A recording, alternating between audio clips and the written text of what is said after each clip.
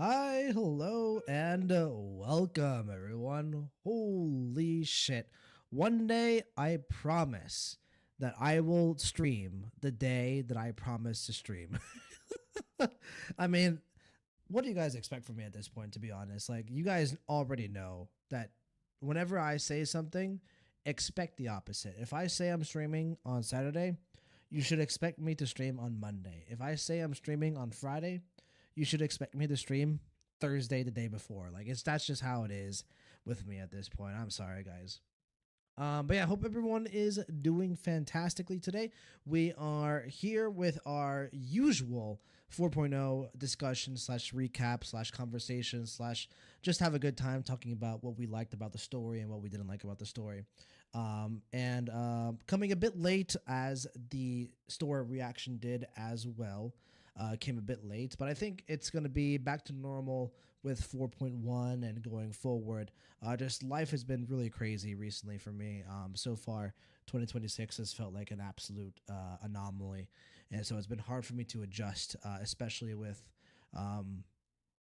with Star Rail on top of that. So sorry about all of the weirdness surrounding the channel recently, but we should be back to normalcy soon. But yeah, hope everyone is doing fantastic. Hold on, let me adjust webcam a bit. Just realize we're a bit off center. There we go. Um, but yeah, for those of you who are watching the VOD or are new here, basically this type of stream is something that we do after every Star Rail story release. We play through the story first, we react to it, we have a good time, emotions are high, adrenaline is pumping, you know the drill.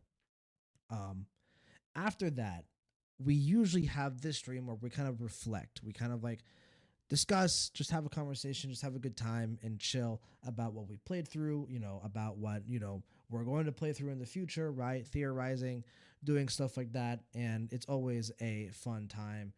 We usually do anywhere from an hour to an hour and a half.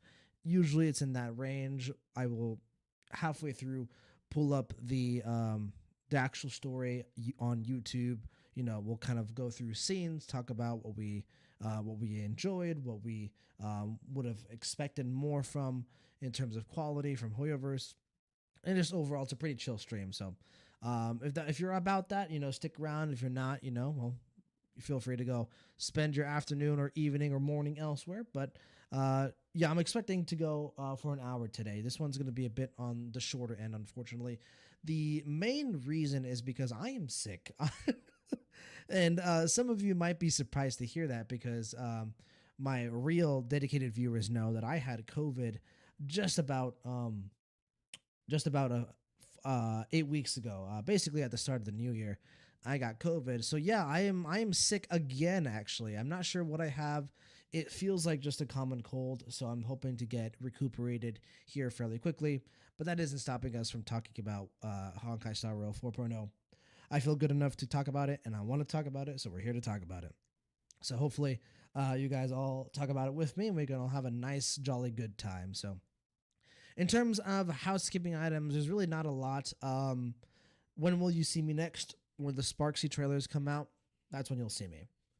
She's going to be releasing, I think, somewhat soon, right? Like she's coming out in just a week now, or something like that, or maybe like a week and a half. Anyway, Sparksy is coming out soon, and when her trailers start to drop, we will react to those. Have a good time. It'll be our usual reactions. And then, aside from that, as I mentioned before in the last stream, there's a bunch of YouTube comments that I still have to respond to. I will get to them soon. I am sorry, guys. If you left a YouTube comment, apologies if I have not gotten to you. I try to reply to all of my YouTube comments as long as they're not, overly negative or trolling. So hopefully I can get to that somewhat soon. Like I said, life's been crazy and I am currently sick. So we'll see how that goes. But yeah. But yeah, it's gonna be a fun, chill time. I think for the most part. If no one comes into the chat, I'll just kind of start taking a look at the story and talk about what I liked and what I didn't like. But we're gonna go ahead and go over to the game overlay because I was doing my Furbo shit before the stream started because obviously need some stellar jades, if you know what I'm saying. Now we got pretty lucky on the Alguag. I'm not gonna complain about that. But we're gonna go ahead and let it sit here for the most part, I think. Let me turn on audio just to kind of give a little bit of ambient noise. Um but yeah, so kind of to start the discussion. I usually let chat kind of take it away, but no one's in chat at the moment, so it's been a while since I've had to kind of initiate this myself. So bear with me as I kind of think through everything. But it's in the title of the stream. I went into 4.0 prepared for the change from Amphorius to a planet that was focused on elation, right? And I expected things to be very different from a tonal perspective, right? We're going from this planet, or not necessarily a planet, because Amphorius isn't a planet yet, but we're going from this world that is taking itself very seriously. It's very emotional, very high octane, right? There's a lot of shit going down in Amphorius, and for the most part, I think the player base, the audience, ourselves, we reacted to Amphorius in a way that reflected the tone of the world, which was, very deep, very serious, very direct.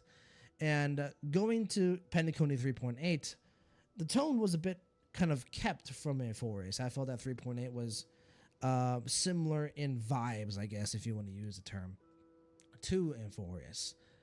But when they announced Plan Arcadia, or well, really when the leaks started to come out that that the next world was going to be elation focused, I was prepared. I was prepared for a shift in tone, for a shift in energy. Right, I knew that Plan Arcadia wasn't necessarily going to be the same story, but more importantly, the same type of story that was being told in Amphorius. So going into 4.0, I was prepared for that. I was like, this is going to be a complete tonal shift, and I'm ready for it. I'm excited for it. Taking me away from depression, give me some good laughter, right? Let me have a good time, and that's how really the planet or Planet Arcadia started. Like the beginning of Planet Arcadia was a lot of fun. It was quick, fast-paced, aggressive. Like we got into it pretty quickly. And I thought that was going to be what the story was like for the whole time.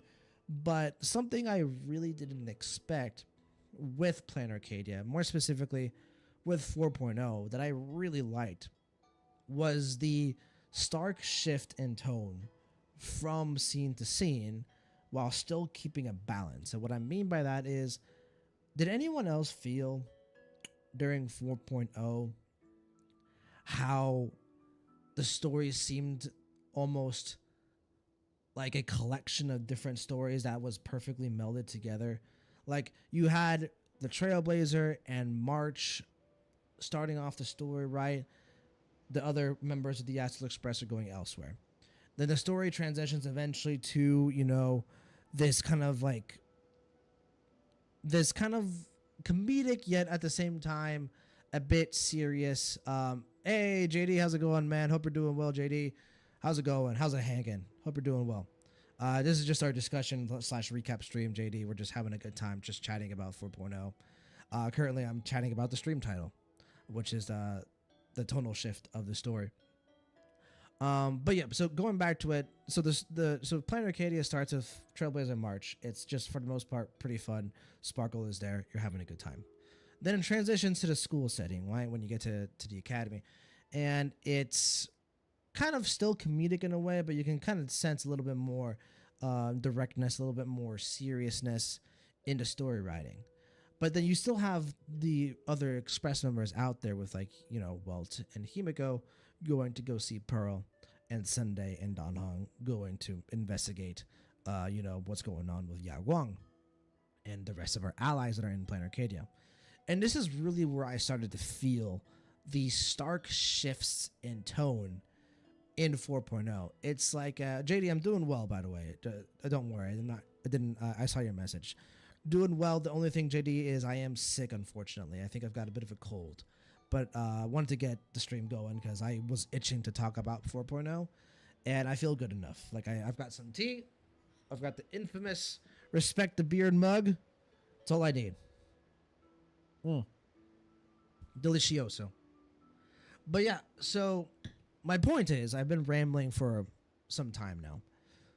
Planet Arcadia in 4.0 specifically basically feels like a, more so than any planet that we've had before, in my opinion, an amalgamation of different stories. You've got Sunday and Yao Guang. Then you had Himiko and the Trailblazer.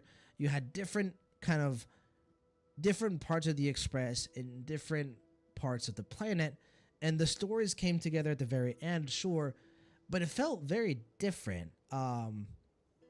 Going to and from, like at one point, I was like, "Oh, this is like really like bizarre and psychedelic and very elation focused," and now we're kind of back to like the Amphorius style storytelling with Yao Guang and Sunday. But then now we're going to something completely different with everyone at the school again, and now we're back to kind of a steady, kind of like comedic but still serious style. And now we're back to more like just having a good time, just kind of very free moving story. Just don't think about your what's going on too much, and then we're gonna end off with this giant reveal and a whole bunch of like mystery that kind of borders on horror. And I really enjoyed it. Like, usually when you have such crazy tonal shifts in one section of a story, like say a chapter or a part or an act, like an act 1, 2, 3, whatever it may be, when you have a part of the story, right, and you take that part of the story that is cohesive, but you separate out different scenes to have different tonal or different vibes, I guess, that are so different from one another, it usually doesn't work because you have to transition, right? You have to go from scene to scene, and it's difficult to go from scene to scene, make it flow well, if the tone of each scene is completely different. I didn't feel that here. I felt like 4.0 had this goal of really taking you on this roller coaster, just yanking you to and from, back and forth. All right, at one point you're lighthearted, the next point you're like, I guess, awestruck, the next point you're laughing, and after that you're in horror, and you're terrified almost. And it never felt overbearing to me. It never felt like it was too much. I felt like they were handling the transition from scene to scene very well. And I think the best example of this is going from all the stuff with Himiko and the Trailblazer back and forth between them with Sunday and Yao Guang. To me, that was probably my favorite portion of the story, was that kind of middle portion to the later half of the story where Himiko and the Trailblazer are hanging out. They're having a good time. They're meeting with Sampo and Sparksy, and it's still serious, but you still have this like lighthearted feel to it, this kind of laughter, like elation focused. And then you transition immediately to Sunday Yao Guang, and it's completely different. It's more Amphorius style storytelling, or more, I guess, Bellabog style storytelling, where it's like you're going from one tonal shift, you're going from one tone to another. It's completely drastic, but it works. And I think I'm going to expect that going forward in Planet Arcadia. I think this is intentional. I think the writers are trying to make Planet Arcadia more of a roller coaster, not in the sense of like your emotions, right? But kind of, but not necessarily kind of. What I mean is they're trying to yank you from scene to scene and have it transition well while still keeping you grounded. Anyway, Evanescia seems to have a very important role. Did someone say Evanescia? Goldie, hope you're doing well, man. Hope you had a good stream, man. Look, it was a lot of fun to kind of go in there and reminisce about Bellabog a little bit, kind of a little bit of nostalgia for sure. But yeah, Evanescia, man, she is being built up to be one of the key factors of the entire Planet Arcadia story, I think. Obviously, a ton of theories going around about her. One thing that but specifically the way the voice director was working with the voice actor. There are some incredible voice acting performances in Honkai Star Rail. Like, you think of Aventurine, of Finon, of Firefly. Like, just, you can go down the list, right? So many amazing VA performances in the game. But they're typically what you would expect from that character. But a few characters have this kind of unique twinge to them, or this unique quality that separates them from the rest. The aforementioned Aventurine definitely has it. Dr. Ratio has it. And Evanescia certainly has this kind of unique style of speaking. It's almost very staccato, very pointed in a way. and it's very clearly intentional, and I really like it. I think her VA is doing a fantastic job so far. I just wanted to call that out really quickly. But yeah, Evanescia seems to be a key factor, and I think it's pretty clear that she's an anniversary character, right? Like, I know it's supposed to be like shared between her and Silverwolf, and I do expected it to be shared. But yeah, it's clear that they wrote Planet Arcadia or the Elation storyline with Evanescia in mind. She's definitely going to be pivotal to the overall story. Um, Raise your hand, Goldie, JD, anyone else who might be here, who has heard about the parallel universe theory for Planet Arcadia? Raise your hand if you've heard about the parallel universe theory. If we have all heard about it, I won't talk about it. But if I need to explain it, I will. Gulio, if you interact with the Himiko statue in Graphia Academy as well, there's a cool Easter egg. Yes, I did see all of the Ashla Express reactions to the Himiko statue in the Academy. I did go back and watch that. I know I missed it while we were live.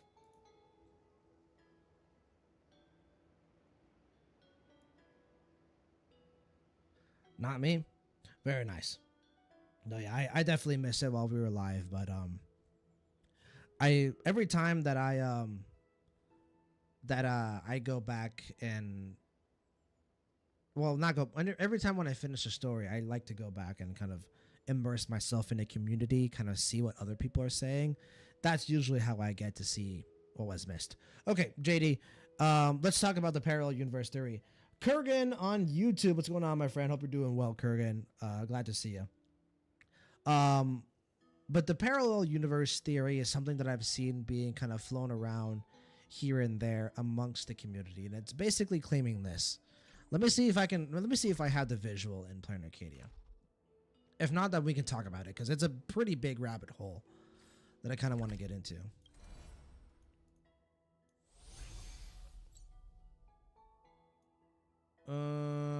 Yeah, okay, perfect. So, there's another visual that shows this a bit better. But do you see how Planet Arcadia has effectively been divided into two halves? We've got Glee and Gloom, Night and Day, Wheel and Womb. Sorry, I was trying to find the word there. What Yao Guang was saying basically. We're basically getting two extremes: happiness and sadness. Like, sun, like, light and darkness, gloom, glee, wheel and womb.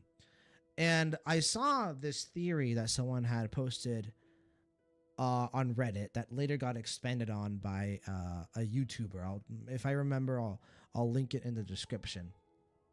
That basically claims, let's go ahead and head to the Phantasm Courtyard.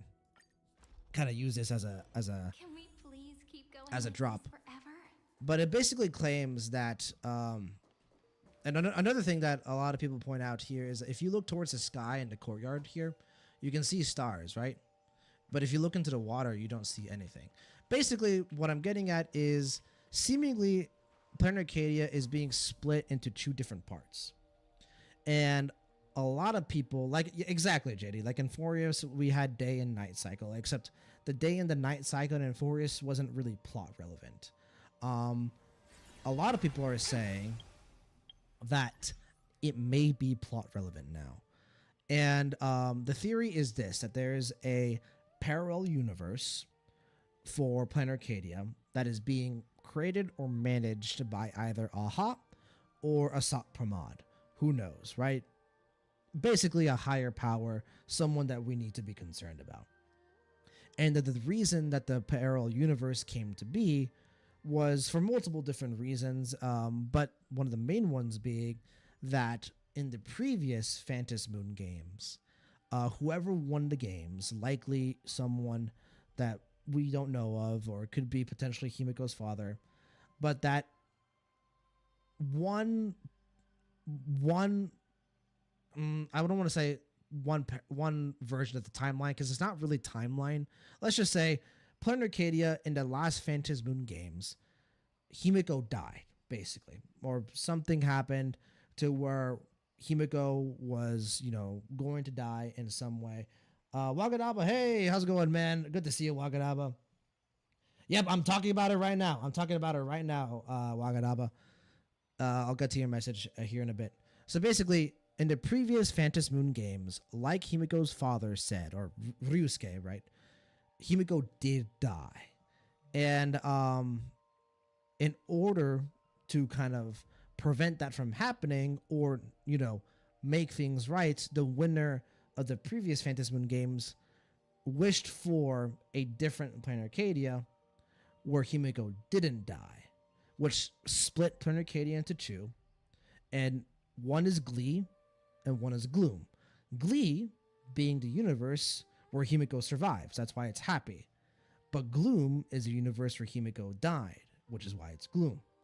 And it's obviously like, I don't know like the full details of the theory. There could be something more beyond it. There's, like I said, there's like a YouTube video that goes into depth about it.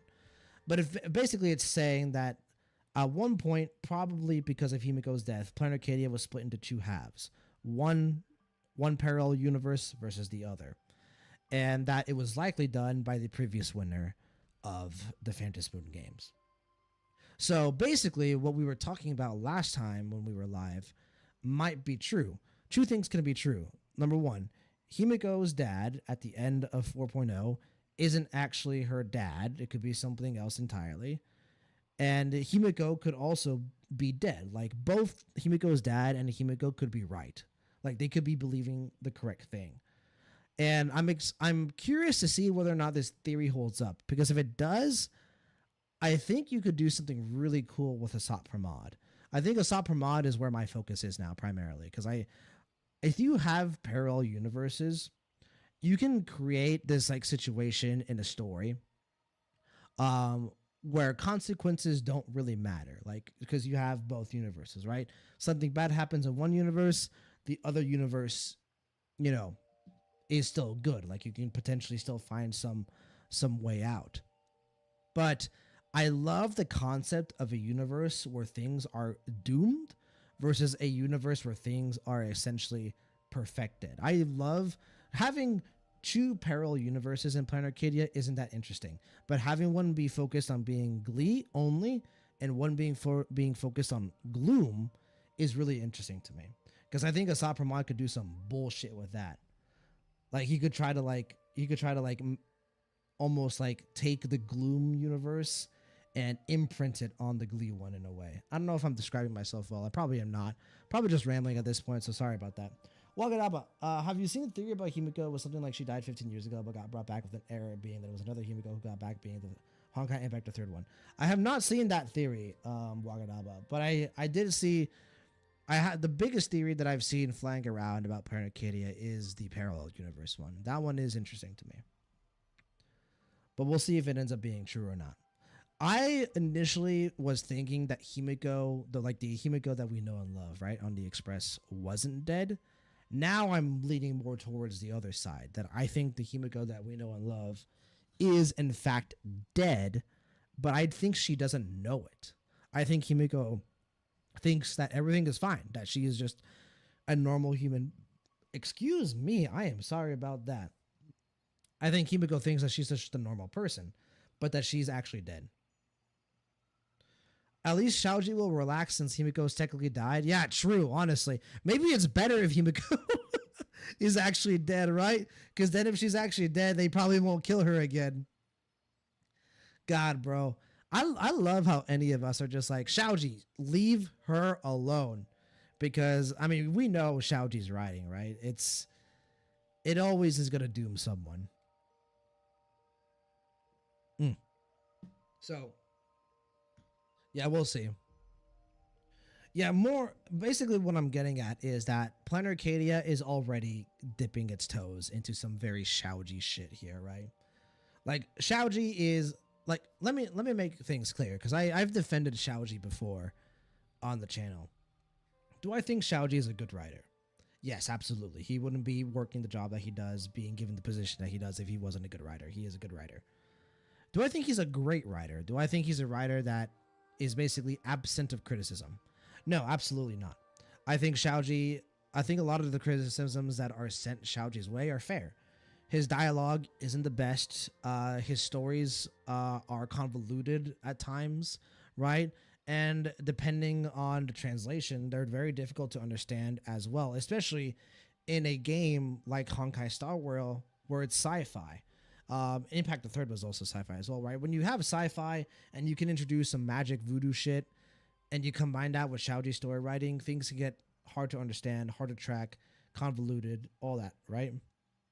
But here's why Xiaoji is amazing in my opinion for Honkai games. It's because he's an incredibly dynamic writer. I think I've said this before. Um, it's extremely easy to write very like objectively, I guess, like textbook wise, well, if you keep your story very grounded, very simple. And sometimes you need that. Sometimes you need a story that is just simple, not necessarily breaking anything new, like they're not doing anything crazy, right? And that way you can just kind of follow the formula, just kind of pick your places, execute well, and your story is going to be written well. Xiaoji says, fuck that shit. He says, I'm going to go off the beaten path. I'm going to write some crazy shit and do my best to make it make sense after.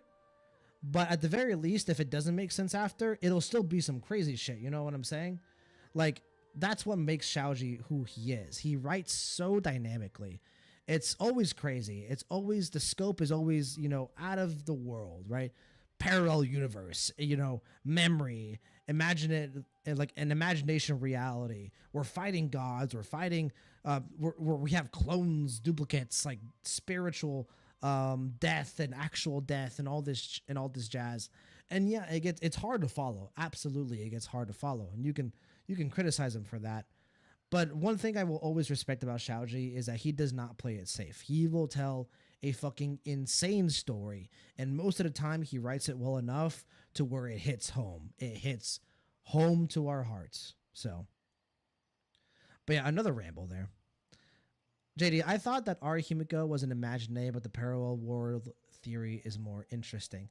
I did think at one point that Himiko was an imaginary, but then I went back and I was kind of reading through some of the stuff that was revealed in the story. Imaginary only exist in Planar Arcadia. They can't exist outside of Planar Arcadia. So the fact that Himiko has been with us on the Express, on Belobog, Penacony, Cianjo, and Amphorius, she couldn't be an imaginary because she's outside of Planar Arcadia. In order for an imaginary to exist, it needs wish power, and wish power only exists on Planar Arcadia. So it has to be something else. It could just be that Himiko is alive and that her dad that we saw at the end, the Ryusuke that we saw, is just lying out of his teeth trying to manipulate us, but we'll see. Welcome out, but the Glee and Gloom thing, the only thing that went to my mind was something like the black and white elves from God of War, where it's constant conflict between masked fools, Glee, and mourning actors. Yeah, that could absolutely be the case here. Another thing is, what have we seen, like Sparksy's boss, right, is black and white, almost like yin and yang. I do think I don't know if there's gonna be a parallel world for Planar Arcadia, but I do think Planar Arcadia is being split into some way. Like, it feels like we have too many rules of two here. Like Glee, Gloom, like day, night, yin, yang, even Yao Guang says it, right? Wheel and womb. Like, you kind of have these two sides to Planar Arcadia that are opposites to one another in some way.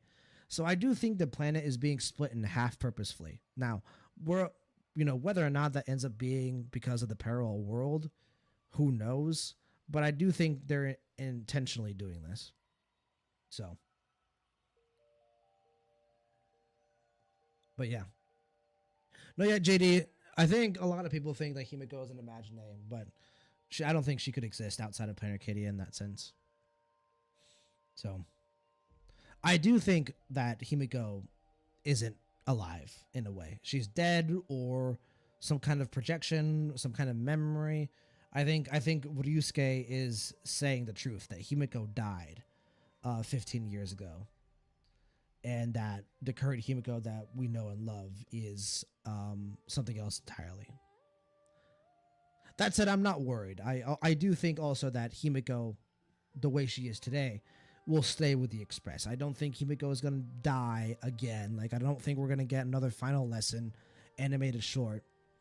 She's getting an SP for Christ's sakes, right? So I think Himiko is gonna stay with the Express. It's just some bullshit's gonna happen, right? That we're gonna have to get through. So Waganaba, what I find interesting is the Planet Arcadia icon at the interstellar planet map where it looks like some kind of black hole. Let's take a look. We just took a look at it, actually. Yeah. You're right. Like this bullshit right here, right? It's like a disco ball with this kind of like almost hurricane or tornado like structure or black hole, like you said. Who knows, man? A lot going down in Planet Arcadia, Waganaba, JD. And thankfully, we're not too far away from 4.1. So, but yeah. And I like the theory that Evanesia is effectively, and this location here, the courtyard, is the bridge between both sides of Planet Arcadia. One side of this reflection is Glee, the other side is Gloom. I think that's pretty cool. So we shall see, shall. Also, did you guys see that this mask apparently isn't Evanesia's? She claimed herself as an observer of the games, of the Phantasm games, which means that she can't participate. So this Kitsune mask that we see here, it's not Evanesia's, I don't think. If it is Evanesia's, they're gonna have to come up with some roundabout solution to explain why it could be. So yeah, another mystery that needs solving, I suppose. Let's go ahead and exit from here. Well, not exit. I'm just gonna mute it because I do, like I said, I don't want to go too long today because I am sick and I would like to rest and I still haven't eaten. So we're going to go for about an hour, just a little over an hour. But let's talk about some of the best scenes in this story patch. And because I'm going to be spending at least 10 to 15 minutes on this single scene. Hold on. You guys already know which scene I'm going to, right? Here we go. No, I want the happy version. There we go. God damn. I think this is the best part of the story. Period. I was going to say it's not even close, but the ending of 4.0 was pretty awesome. When I saw that Sunday was being paired with Yao Guang in the version trailer during the live stream, I'm not going to lie, I was a bit disappointed. I was like, I'm glad that we're getting Sunday screen time. But if we're going to get Sunday screen time, I would have preferred for him to get screen time with the rest of the Astral Express. Because I was like, you got to build that dynamic. You have to build chemistry with that dynamic. And so when I saw that Yao Guang was kind of being paired up with Sunday in the live stream, I was a bit disappointed. I was like, okay, whatever. Boy, was I fucking wrong. These two are perfect together. The chemistry is off the charts. And I don't mean that just romantically, but I do think this is a good ship. Their dialogue is super good. They work off well one another in this scene amazingly. They each have viewpoints, beliefs, values that are similar to each other's, but also contradict one another as well. And you can kind of see this as the conversation of this scene goes forward, right? I think Sunday at first with Yao Guang is a bit frustrated with her or a bit distrusting of her. And you can kind of see him put distance between himself and Yao Guang. Yao Guang recognizes this, right? And she starts to kind of be more honest with him, more forefront with him. She starts to talk about her past, right? What she's been through, how her beliefs came to be what they are today. And one very telling part of this scene right here is really powerful, I think. It's the thumbnail of the stream for a reason. Seeing how Ya Guang went through what she did in her past and how that drove her to believe that real change, real, positive change has to come through manipulating the eons, right? She's been forced into a corner almost, right? Like, oh, I was at war. The only way we could win this war was by calling upon the power of an eon through a sacrifice of some kind. And that clearly impacted her because now her thought seems to be her thoughts seem to be very focused on how she can use the eons for her own purposes, right? For her own agenda. And I think there's a bit of Sunday in that as well. Not quite, right? Let me see. Maybe this is the scene. Yeah, you can see that after Yao Guang gives her kind of not necessarily speech, but her inner monologue, she opens up to Sunday. She's being vulnerable here, right? You can see Sunday kind of reflect back a bit, kind of like thinking about what he was doing in Penacone, how he also seemed to rely on the eons in some capacity. Like unlike Yao Guang, who's trying to manipulate the eons, he tried to become one, tried to use one's power. But similarly enough, both Yao Guang and Sunday recognize that real change in the Honkai style real world has to come through the eons. That they have all the power, in which that makes sense, right? They're gods. They govern the laws and physics of the world. But you can see that Sunday became obsessive with it. That he became almost blind to the fact that, if you're going to try to change the world using the power of an eon or by manipulating an eon, you can't lose sight of yourself, right? Because otherwise, if you lose sight of yourself and the original intent behind your goal, you're no better than the eons themselves, right? That was the issue of Sunday. Sunday was like, I need to create a perfect world, because this world is just cruel, and the eons have created this world for us that just creates so much suffering. But then Sunday became almost a god and imposed his will on other people. And you can kind of see him reflect on this a little bit here. I think he respects Yao Guang because I think he realizes that Yao Guang isn't as blind or simple-minded as he was back in Penacone. That Yao Guang is more, I guess, prepared for potentially losing her way than he was. But you can still see him, I guess push back a little, I think. What does he say here?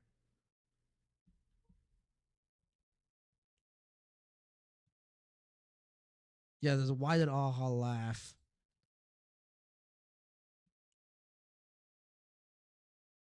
Okay, no, the conversation ends there. Okay. But you can kind of see him kind of reflect on everything and his Yao Guan's beliefs and stance, and how his beliefs and stance mirrors her in a way, but is different enough now that he's kind of come in contact with the Trailblaze and he's started to kind of like process like his previous actions and feel guilty about him.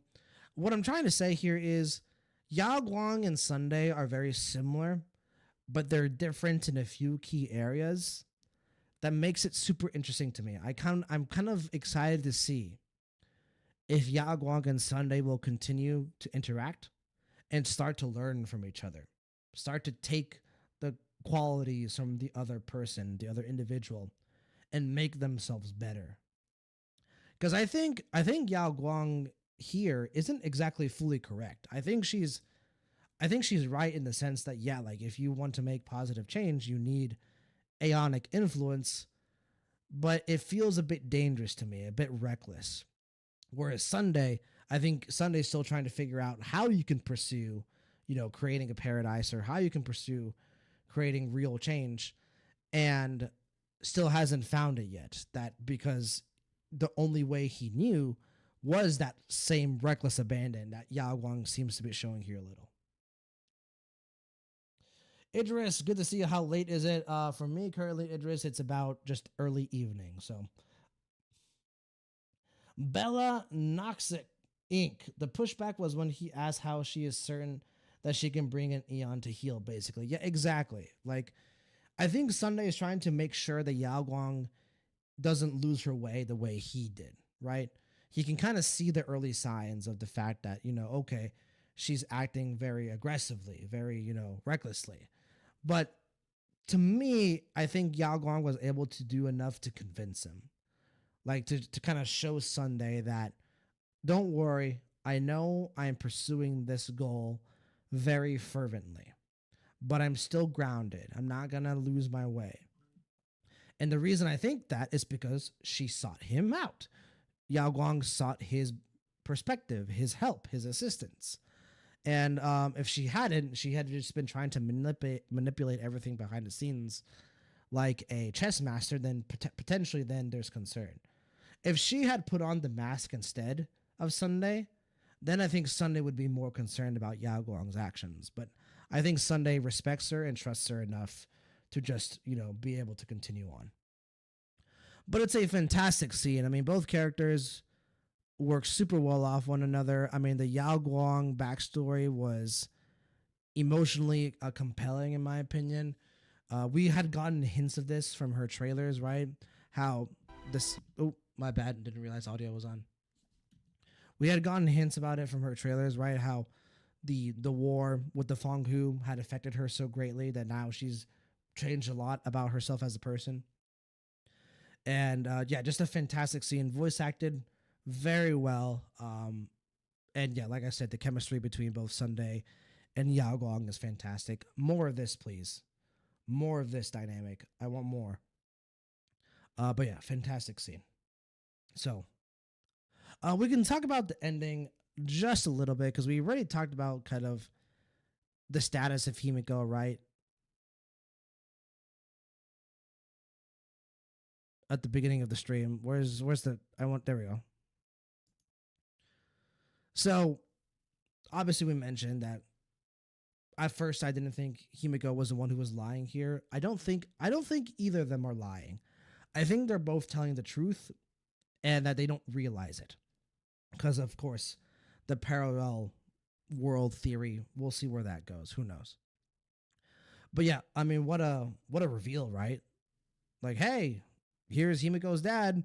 By the way, she's supposed to be dead. And I was like, you what now? Excuse me? You're telling me Himiko is already dead? Bro, imagine Welt when he finds out. Bro, the biggest reason, well, not the biggest reason, but one of the biggest reasons Welt is even in this world is to protect Himiko. Like, imagine this version of Ryusuke comes up to Welt and he's like, oh yeah, by the way, my daughter is dead, supposedly. Walt's like, God damn it, motherfucker. I could again, I couldn't make it in time. For those of you who don't know, Welt had a pretty close relationship with the Himiko from Honkai Impact the Third. They were basically a mentor and student, and he always felt guilty for the way she died. So, but yeah, it's basically just reveal after reveal after reveal, right? You get the Himiko stuff. You get the conversation with Ashvale and Kuchiba shines more light to the Herald of Death. We haven't talked about the Herald of Death yet, right? Who do we think the Herald of Death is, right? Because I think most of us think that it's Asat Pramod, and honestly, I'm still leaning towards that. Because I would be really upset if Asat Pramod just isn't used properly in this storyline. Like in my opinion, the main antagonist going forward should just be the Lord Ravagers. Like we're running out of time. Like we don't have that many like Lord like story like versions left until the like final climax is gonna start getting teased, right? We still have Fantilia. I guess maybe Fantilia is okay because of the 1.0 stuff, but that'd be so weird to me. But we still have Asat Pramod, we still have Selenova, we still have Zephyro, we still have Sun Devour. I'm missing one. I forgot. But like we have so many Lord Ravagers still that we have to focus on before the final climax of the story. So yeah, I think we do need to start using them more often. I hope Asat Pramod is a big figure in the storyline, which the trailer that we got, right? definitely feels like he's gonna be a major player in all this. Just how is he gonna be involved? Is he the Herald of Death? Right? Did he create the Herald of Death? There's a theory going around that the Phantom Moon games aren't actually being run by AHA, that they're actually being run by a SOT Pramod. That when you get to the audience with AHA, it's not the audience with AHA. If you win, it's a SOT Pramod. He's the one who grants you the wish, and it's a wish that's destructive. There's also the theory that Asat Pramod is the leader of that like smiling cult or religion that we saw at the very start of the story quest. Well, I don't think we will have a climax since it's a gotcha. Well, yeah, the climax isn't gonna come for a long time, Waganaba, but it's gonna happen eventually, right? You can't tell the same story indefinitely. It has to end. Like I know Honkai Impact the Third kind of tried to keep on going, but like let's be real. Impact the Third had an ending, right? Like graduation was the end of Honkai Impact the Third. Like it's still going, obviously, because they're still trying to make money. But the story came to an end. Like Star Rail is probably gonna do the same thing. That eventually Star Rail is gonna reach a point where like the main story, all the major plot points are resolved. It comes to an end, and they're gonna try to keep it going by creating a new story. Who knows? But um, but yeah, it's a long ways away. But not too long. Not too long is what I'm trying to say.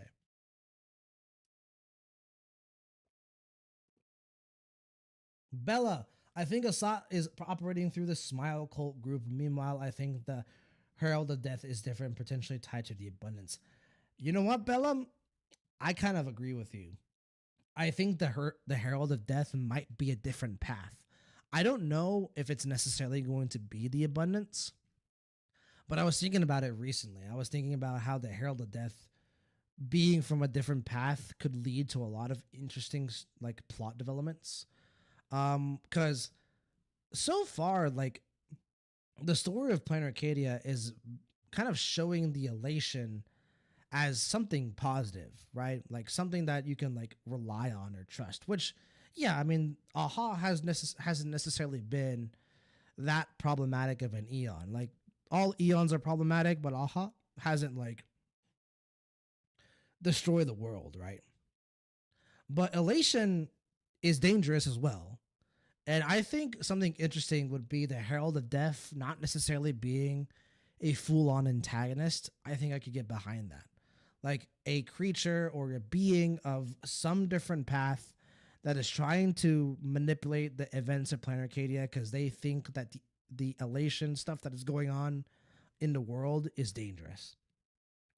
But I do like the theory that Asat is operating through the Smile Cult. I think that's an interesting theory.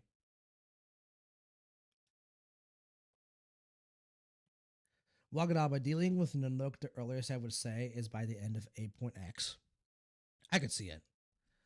I mean, because this is we still have Nihility to get through, right? So that's another planet that we need to get through for sure. So, 5.x is for sure going to happen. And then you've got kind of like 6.x, like maybe you start introducing other paths like that aren't as important, like the veracity or I don't want to say not as important because all the paths are important, but you know what I mean. So elation scares me. That's what I'm saying, Bella. And next elation does scare me. I think anything in excess is bad. Like we've seen that, right? One of the biggest reasons the eons are so dangerous is because they are single path focused. The eons legitimately, by rule, by universal law, cannot change their train of thought. Like Klapoth can't ever, they cannot ever not be focused on, not the permanence. What's Jesus Christ? What path is Klapoth? Preservation. There we go. Um, and not Enna. Jipe can't ever not be focused on the harmony. If they ever deviate from that path, they stop existing as eons. So, by definition, the eons are an excess of their own path. And an excess of something is always bad, it is always dangerous. You want balance. You want. That's why, in my opinion, one of the eons I trust the most is whole, because the equilibrium to me makes sense to me. But yeah, too much elation is bad. That's what scares me. Is that so far in Planet Arcadia, it just seems to be all elation, elation everywhere. No other path seems to have any semblance of reach in Planet Arcadia aside from the elation, and I guess now the Trailblaze, right? But yeah, too much elation does scare me. Welcome up. I believe Nook isn't even the end game for me. It would be the return of propagation or whatever Klopoth is building that wall for. I also agree that I don't think Nanook is the final villain or the final antagonist, but I have no idea who the final antagonist could be. So until I get an idea on who it could be, I'm just going to refer to Nanook as a final antagonist. Because honestly, like I said, I have no clue. But yeah, the ending, continuing from the ending, right? We get the scene with Kuchiba and Asheville, basically talking about the Herald of Death, their signature style being Bloody Bloom. Can we talk about Kuchiba really quick? She's awesome. Is she gonna be playable? I don't think so. She doesn't look like a playable like model, but damn, like she's being built up to be pretty damn important.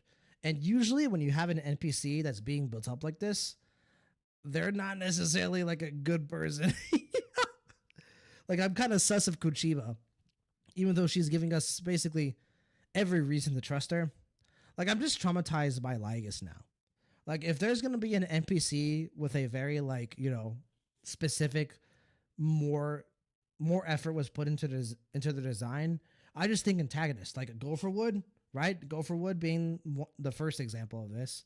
Cocolia, of course, being not the Cocolia is the first example of this.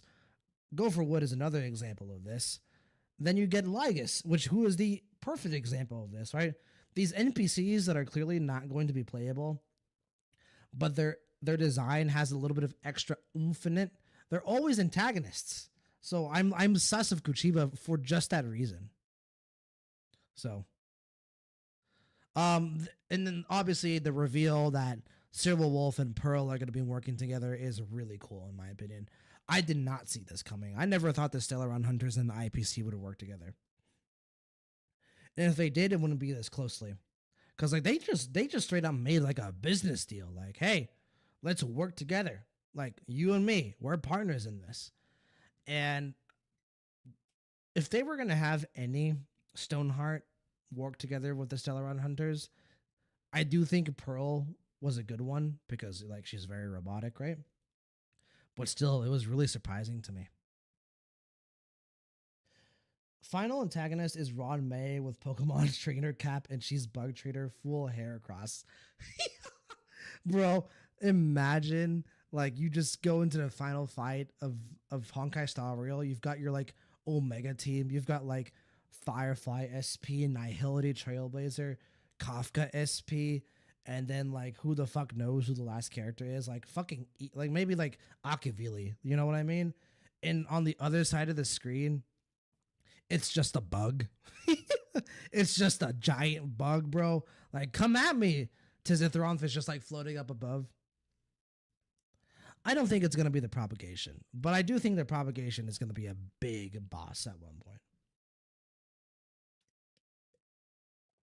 I mean, one of the most popular characters in the entire game, Firefly, is connected to the propagation. So, and obviously Locha and Jing Liu are connected to the propagation as well. So who knows? Maybe the big boss for the propagation is going to be that Jing Liu Lightning Lord propagation fusion that they showed, and the Stellaron Hunter Myriad Celestia.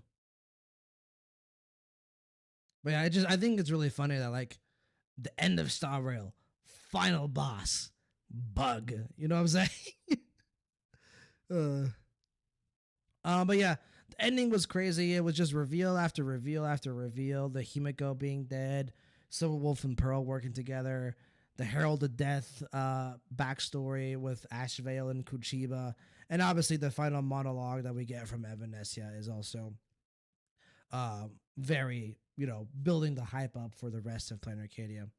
So let's talk about other things. You know what? Here's here's what we're gonna end with.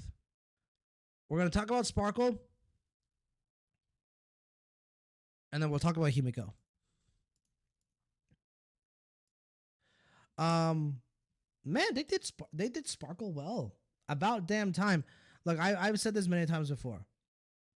I'm not the biggest Sparkle fan, or I guess I wasn't going into this story in Quest. Mainly because Sparkle was being built up as this like crazy important character, right? Before Penacony and Penacony as well. Like she even got the collab with Honkai Impact a third, right?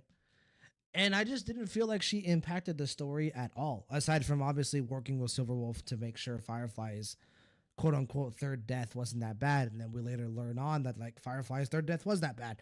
Um, so Kurgan, I think Star Rail will loop at the end. That'd be pretty interesting, Kurgan.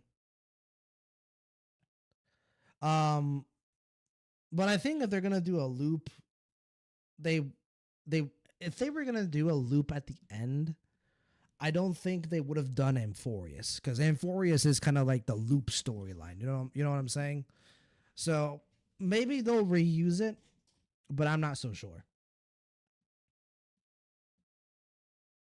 One thing that I've heard, kind of in that similar vein, Kurgan, is the Star Rail universe being reborn, basically, like very like fully like, but like properly being reborn. I've heard that I think I would prefer over just a loop. Who knows? Waganaba, I believe propagation is still alive somehow. Number one, Firefly says the bugs can go away from the swarm or they die. Number two, that Argentine companion quest. What the fuck was that gigantic bug that ate the express? No, I for sure think the propagation is going to be involved in the story heavily. The biggest reason for me is just Locha, right? And Jing Liu. What the fuck are they planning with, that piece of Tizizeron's corpse that they have? But I don't think it's the final boss. So, but yeah, Sparkle was great in the story quest. Specifically this Sparkle, not Sparksy, but I did like Sparksy a lot as well. I think the reason I like Sparkle so much in this story quest compared to the screen time that we've gotten of Sparkle before is actual, I think, proper character dynamics. Like even in Pentacone, whenever Sparkle would interact with someone, be it Sunday or Aventurine or Robin in 3.8, it always felt like she wasn't there in a way. Do you guys know what I'm saying? Like Sparkle was so vague and Penacone, so like behind the scenes that she didn't feel like a real character. She just kind of felt like she would show up, spout a couple of lines, and then leave. Excuse me. Whereas in this story, she feels like a real grounded character. Like, yes, we're exchanging dialogue. I'm interacting with you for an extended period of time.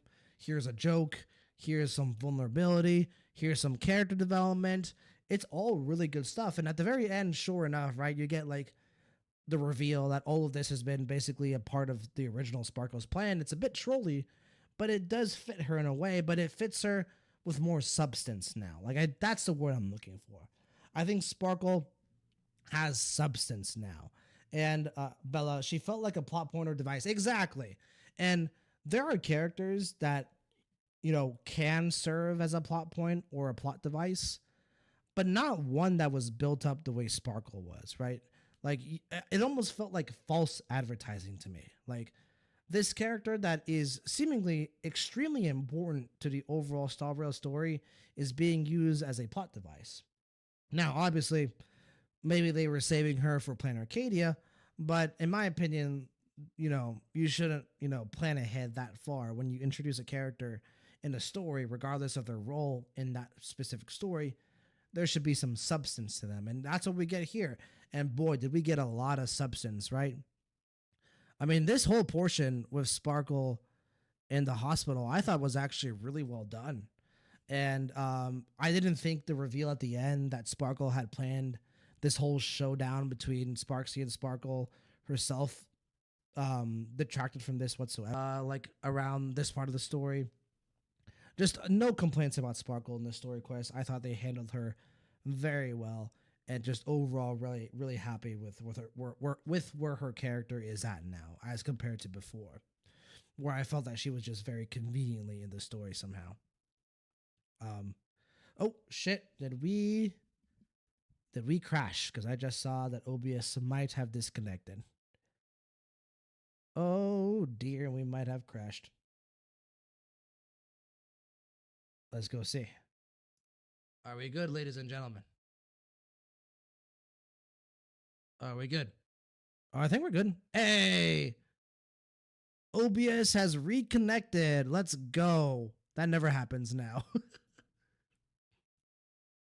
Anywho, yeah, sorry about that. I saw that the stream had disconnected for a little bit there, so my bad.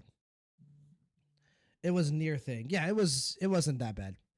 But yeah, basically Sparkle was great. Really enjoyed her here, and I hope that we get more screen time with her, but I don't think we're gonna get that much more screen time with Sparkle, unfortunately. But I'm excited for Sparksy's trailers, that's for damn sure. A near crash, yep. Thankfully it didn't crash. Whew. And last but not least, the topic that we'll end today with. Let's find a very specific section of the story that I want to get to. No, not here. No, I think it's further over here. Here we go.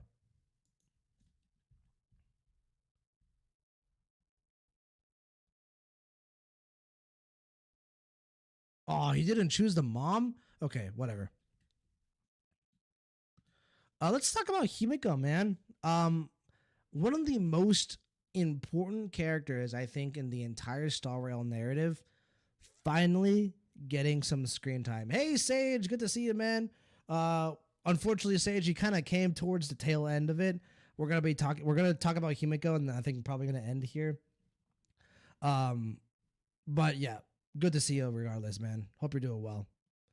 I'm not so sure about that because isn't Sparkle writing a script for Trailblazer to play also mentioned in the Myriad as well? No, yeah, I think Sparkle is still going to be relevant going forward. I just don't think she's going to get too much screen time in the next few story patches is what I'm trying to say. Because she got so much attention in this story patch, I don't think she's going to get a lot of screen time in 4.1, 4.2, maybe 4.3. We'll see. But yeah, she's still going to be super important to the overall Planet Arcadia story, for sure. But yeah, let's talk about Himiko. So, one of the most important characters in the entire story is finally getting some screen time. We've had serious screen time with March Dunhung. We've had a decent amount of screen time with Welt and Cienjo. And Sunday as an Astral Express member, we didn't get a lot of screen time with yet. We haven't gotten a lot of screen time with yet. We've gotten a ton of Sunday characterization because he was an antagonist, right?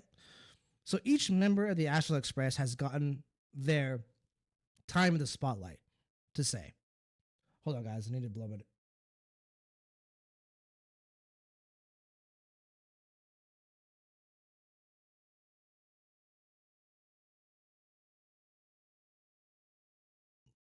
Sorry about that.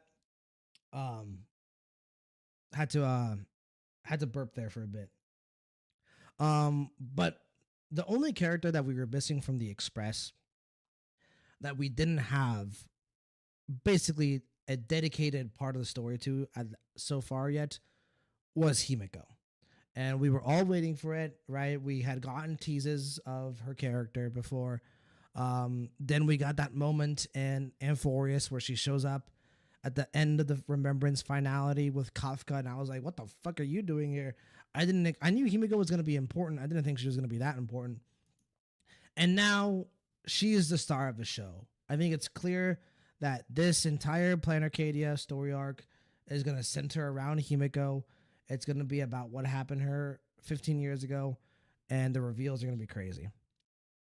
Sage, we jump to the Himiko regrets arc in Asheville, finding out about the killer 15 years ago. I understand what you mean. No, yeah, and but what I'm excited to see the truth of Himiko's backstory, whether or not she's dead or not. But what I'm really appreciating more than anything is these moments right here. Himiko finally getting the chance to just be very, very similar to Sparkle, just giving her substance. But like Himiko already had substance because she's been around from the beginning of the story, and her role as a character wasn't necessarily being used as a plot device. But we're giving her time. We're letting the emotions build. We're letting the connections kind of grow stronger. More dialogue, more interaction between Himiko and the Trailblazer, between Himiko and the rest of the Asheville Express, right? Letting her kind of like spend some time in the spotlight and just taking what they already established with this character and growing it, kind of letting it expand. And I think they did a great job with her dialogue. I think it was funny at times, but still very serious and mother-like, heartwarming, caring, considerate, right? With just a little bit of like mystery there, right? A little bit of uncertainty behind what's going on.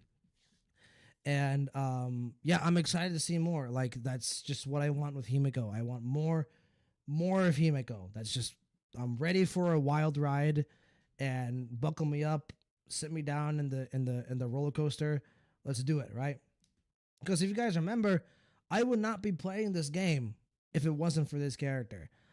The whole reason I started playing Star Rail was because my friend, a good friend of the channel, Goldie, you guys know him, he wanted to play Star Rail, and I said, you know what? Just for the first couple of days, I'll play it with you. And the character that I wanted the most was Himiko, because I didn't even know Himiko was in the game. I was like, what the fuck? Why are you here? Because obviously I had watched the Honkai Impact the Third story. So I was like, oh my god, they did a Himiko XP. And then I was like, I want the Himiko XP more so than any other standard 5-star. And then not only did I end up getting Himiko in my first couple of pools, but do you guys remember at beginning Star Rail how you had this beginner banner? Where if you did, I think it was 50 or 60 pools. I'm pretty sure it was 50. If you did 50 pools, you got a guaranteed 5-star. On that banner, I actually ended up pulling Himiko full odds in 30 pools. She was my very first ever 5-star. And then 20 summons later, I got Japard. And that like stroke of good luck made me stick with the game long enough to fall in love with the story, to fall in love with the world building and the lore. And so, yeah, Bella, I suppose Himiko is going on a wild ride. We're going to be right there with her. Whether or not the parallel universe theory ends up being true, we'll see. But she's definitely going to be the center of attention in this arc for sure.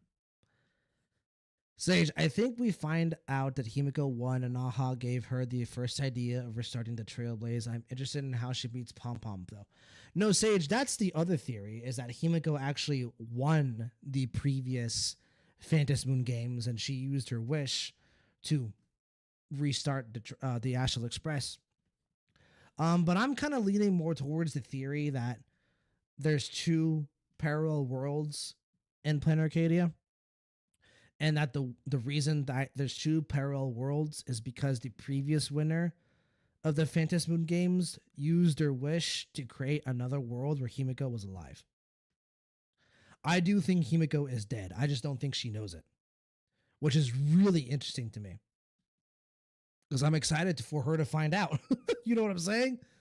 I'm excited for Welt to find out. Welt's gonna fucking go crazy, dude. He's gonna be like, not again, not again. You know what I'm saying? Please give me more Welt being a dad to Himiko, please. But yeah, thank God that we're actually getting some serious screen time for Himiko. It's about damn time. Um, more Sunday Yao Guang. Basically, everything they gave us at 4.0, more. Just do more of it. 4.0 was fantastic. It was well written. It was well paced. The energy was there, and the themes that they focus on, I thought were good. So just give us more of it. Just expand on the story. Don't change anything, and we'll be tight. We'll be good. Sage, or we find out the killer won, and that's why he can play again. That'd be a good twist. Who knows, man? I do wonder if the mask, Bella. I do wonder if the mask will affect the Trailblazer like it is Sunday. It is an interesting plot point.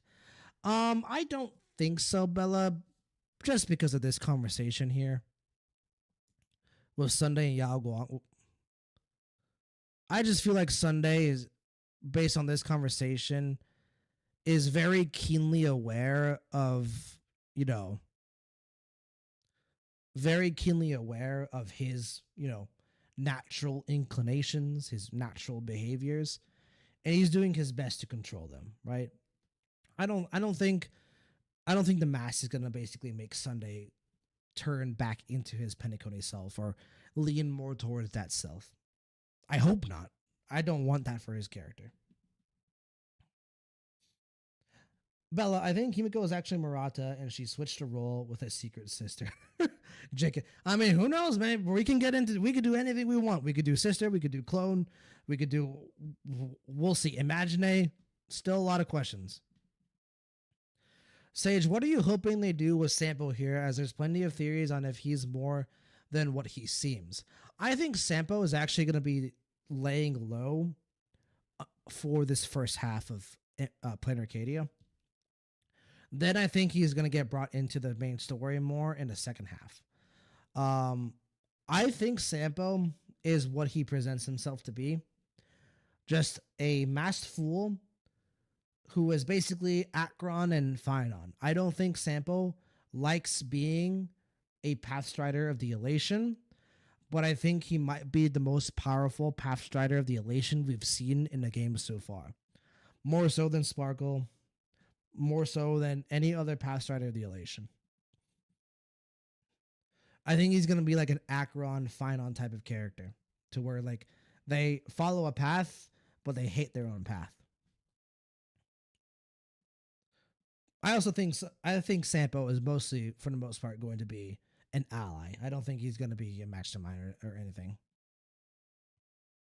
Sunday calls them mad himself. He understands, in my opinion. Yeah, because Sunday, a lot of people don't realize this. Sunday is still Sunday. He still wants to create a paradise for the universe, right? He just realized that the way he was doing it before was wrong. It was obsessive. It was basically doing what the Eons do, forcing their will on other people. Sunday still has those natural inclinations. Those are still his natural instincts. He is just now learning, maturing, growing as an individual, trying to find a different way to achieve his goal that isn't going to impose his will the way he did in Penacony. He's learned a great deal from Amphorius. Every character in the Express has changed a lot from Amphorius. His mind reading? No, I meant the Trailblazer might be affected. Oh, maybe. They could do something like when the Trailblazer gets the power of the elation, because they haven't gotten it yet. They could do something where like that starts to affect him personally. I just don't know if they would do that. It seems a bit too difficult to write in personally. But I mean, Sunday talked about voices and feeling a desire to create election. I was wondering the mask will affect the other supplicants. Oh, the voices, yeah. Um, I thought that was interesting because honestly, I don't think it's that good of a writing choice. I I'm not a big fan of the masks influencing the supplicants. I don't think it's. I think it's a dangerous writing choice because it can lead to like a lot of plot holes and a lot of plot convenience as well. To me, it sounds like Sunday is like indifferent to it, and I think the Trailblazer is going to be indifferent to it as well. We'll see if they decide to expand on it a bit further. If I were writing Planet Arcadia, I wouldn't. I would just throw that out the window, but we'll see.